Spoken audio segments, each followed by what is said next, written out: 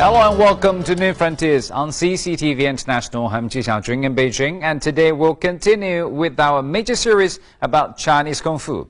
China can boast probably the longest and most varied martial arts tradition in the world. In today's program, we'll be hearing all about one of the most important martial arts disciplines in China, Wudang Kungfu, better known as Neijia boxing. The name comes from the Wudang Mountains in Hubei province. Besides Kung Fu, Wudang is also known for the many Taoist monasteries in the area. For many centuries, a mysterious relationship has existed between Taoism and Wudang Kung Fu.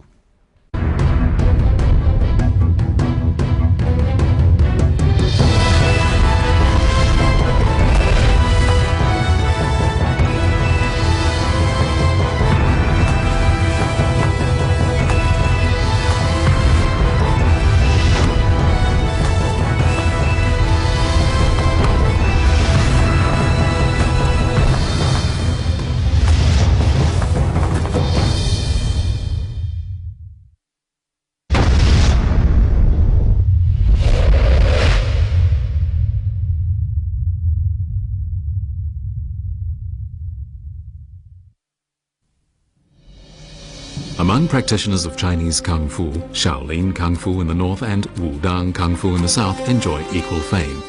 Shaolin Kung Fu emphasizes speed and force, while Wudang Kung Fu is based on a more recent style called Neijia boxing, which teaches its practitioners to meet a rival's motion with stillness and a forceful blow with a softer tactic. Neijia boxing exerted a major influence on later generations, giving birth to such famous styles as Tai Chi, Form and Will, and the 8 trigram palm styles.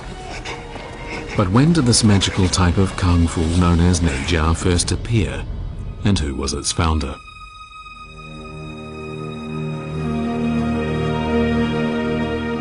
When Zhu Di, or Emperor Changzu of the Ming Dynasty, began building the Forbidden City in Beijing in the year 1416, another project of equal importance to the emperor was underway in China's south, the building of a magnificent Taoist temple.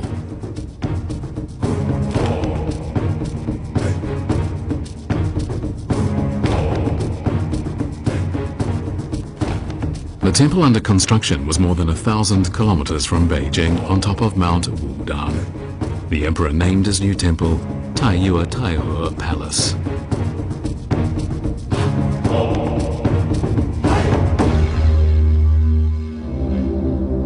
Construction of the temple began 3 years earlier than the Forbidden City, and no less than 300,000 craftsmen and skilled workers were recruited for the project. In terms of time, it would turn out to be the longest construction project undertaken in the Ming Dynasty, taking more than 10 years to complete. When the work was finished, there would be a new saying used to refer to the greatest places of importance: the Forbidden City in the north and Wudang Palace in the south.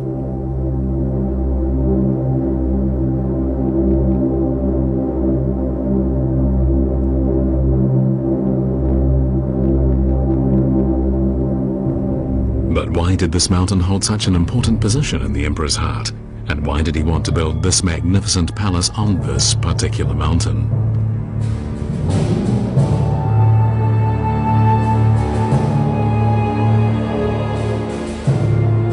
People are divided as to the emperor's motivation, but one version, albeit rather less known to the general public, is related to a secret held by the mountain. Even today on Mount Wudang, one can see a much older palace called Yujian, which means meeting a sage, and there is a mysterious story behind this palace. From Zhu Yuanzhang, the founder of the Ming Dynasty, all the way down to Emperor Zhu Di, emperors of several generations had searched here for a man who had obtained the highest status of spiritual enlightenment, believing that he lived on Mount Wudang. It is said that by building a magnificent palace for the legendary sage, the emperor hoped to lure him out of his life of seclusion and encourage him to make his way to the capital, where he could help the emperor rule the country. This mysterious man was Zhang Sanfeng, a great Taoist, but by the time of Emperor Zhu Di, the sage had still not been found. Even 4 edicts from Emperor Zhu Di himself had failed to lure the Taoist to the capital, and he was nowhere to be seen. With little idea what to do next, the emperor decided to have Yuzhen Palace built on top of the mountain, which he knew to be the place where the Taoist had meditated for spiritual enlightenment. By doing so, the emperor hoped to soften the Taoists' refusal to meet with him.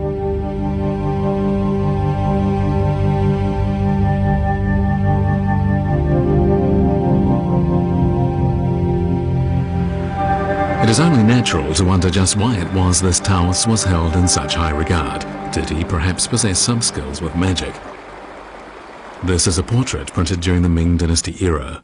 According to Ming Dynasty Stories of Magic People, Zhang Sanfeng had a very uncanny appearance. His build was said to resemble a turtle, his bones a crane. He had huge ears, bull-like eyes, while the strands of hair on his head and in his beard were as hard as iron needles and stood up on end. He was only ever seen in just one shirt throughout the entire year, and he could consume a mountainous quantity of food in a single meal or refrain entirely from food for several months in a row. It was said every line he had ever read was burned into his memory, but unfortunately his whereabouts were quite unpredictable. Over time, it came to be believed he was the indisputable founder of Neijia boxing. Legend has it that while working on gaining enlightenment on Mount Wudang, he developed Neijia boxing according to the Taoist principle of yin and yang after studying the moves of stars and the appearance of mountains and rivers. The aim of Neijia boxing was to build up one's spiritual, physical, internal and external health, and it shared with Shaolin Kungfu the highest status in the world of Kung Fu. Thus, there were two truly great schools of Kung Fu, one in the north, the other in the south. But oddly, in official records, Zhang Sanfeng is only referred to as a sage who attained supreme spiritual enlightenment. Nothing is mentioned about his legendary contribution to Neijia boxing. For this reason, some people question the commonly held belief that it was he who initiated the style. For if he did, why is there no mention of it in any historical records?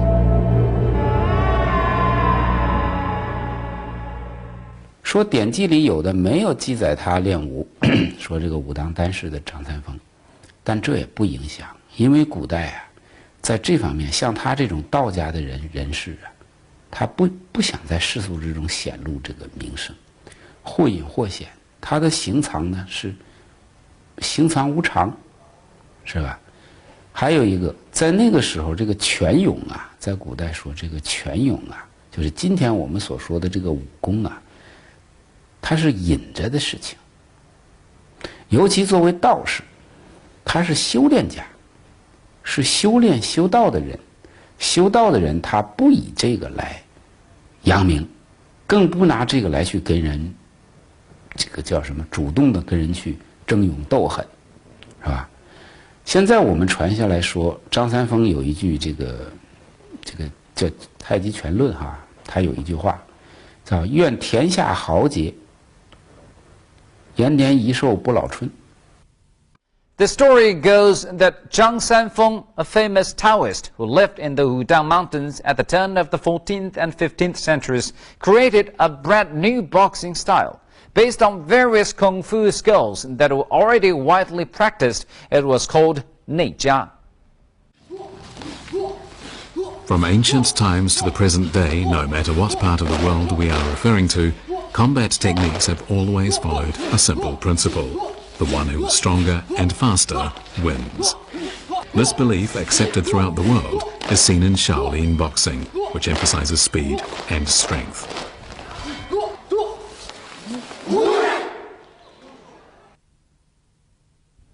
By the time of the Ming Dynasty, Shaolin boxing had matured, and all theoretical and practical problems faced by the style had been solved, bar one.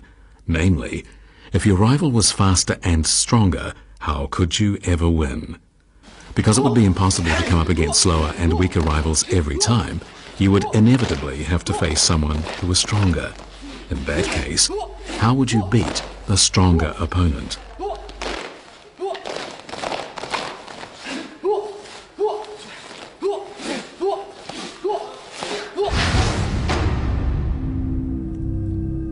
It was a question not without merit for the times, for in the era in which it arose, armies from China's north made up of strong nomadic tribesmen often had the upper hand in battles with soldiers from the Central Plain who were clearly not as strong.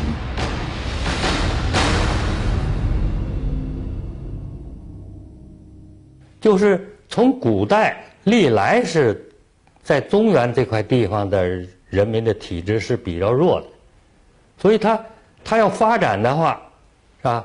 无论从防御外敌是吧，或者是自身发展，他都必须要解决一个在古代那个冷兵器的时候呢，要解决这个以弱胜强，以这个比较弱的这个体制呢，要战胜那个北方的一些个强悍的民族的这么一个问题，啊，这个问题呢，就深刻的这个影响了中国这个个体积极术，就这个武术的发展。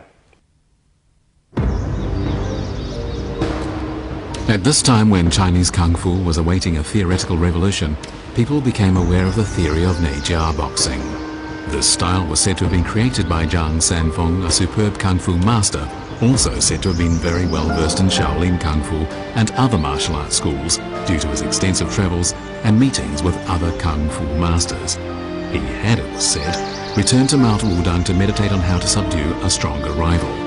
Then, one day, an incident had delivered the answer to him, counteracting hard tactics with soft tactics.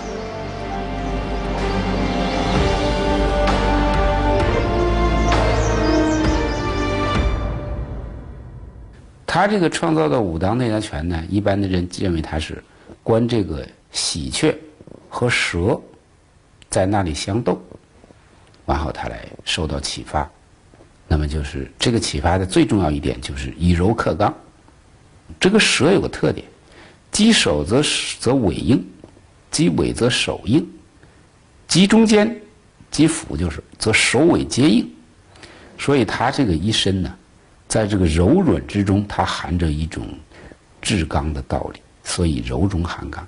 那么张三丰呢，受这个启发，受这个动物的这个启发啊，他创造了这个以柔克刚、以静制动、以弱胜强的这个所谓武当拳，啊，也有人称为内家拳。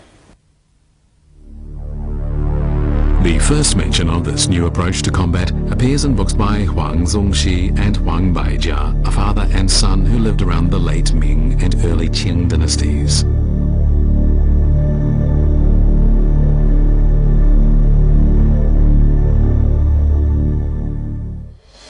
In one of their books, we find the following paragraph.